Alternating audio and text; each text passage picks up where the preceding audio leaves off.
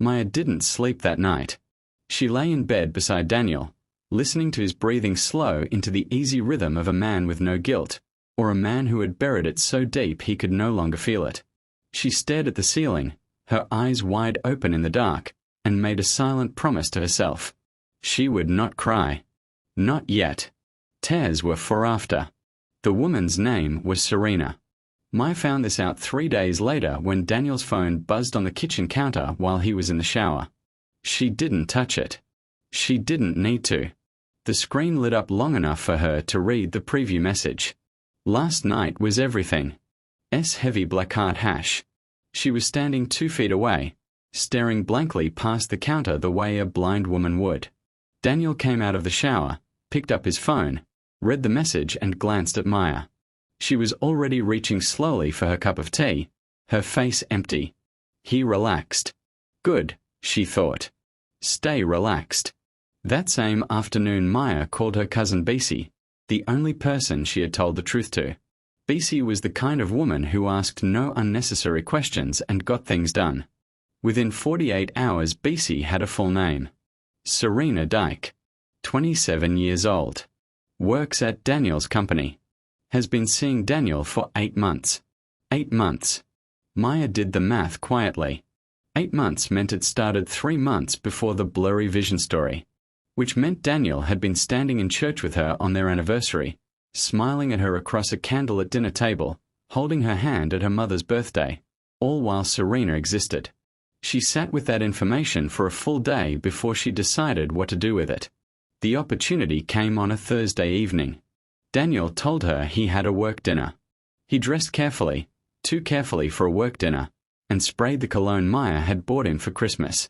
He kissed her cheek, told her not to open the door for anyone, and reminded her that her food was already on the kitchen counter. The door closed. Maya counted to 60. Then she stood up, walked to the window and watched his car pull smoothly out of the driveway. She picked up her phone and called Bisi. "Follow him," she said quietly. "I need photos." While Daniel was at dinner with Serena, Maya was doing something far more dangerous. She was going through his home office. She had waited weeks for an evening alone in the house. Daniel kept his office locked. She had noticed that before the blindness act, and pretended not to notice afterward. But 2 weeks ago, while helping him look for his car keys, she had felt the office key on the same ring and memorized its position with her fingers. It took her 4 minutes to find what she was looking for. Bank statements, a second phone, and a folded document at the bottom of a locked drawer, which she opened with a hairpin. That made her sit down slowly in Daniel's chair and stare at the wall. It was a life insurance policy. Her name was the one being insured. Daniel was the sole beneficiary. It had been opened 6 months ago. Maya placed the document back exactly as she found it. She relocked the drawer.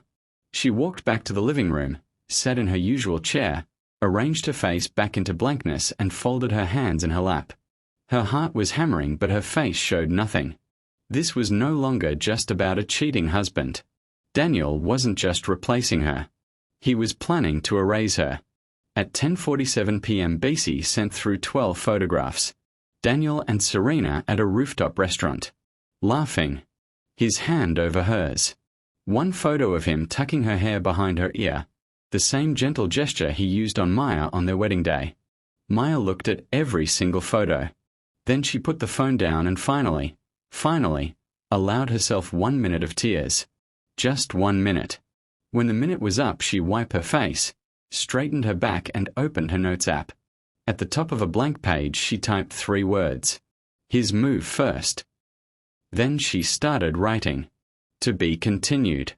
Please like, subscribe and tell me what you think Maya was planning and what she was writing. Episode 3.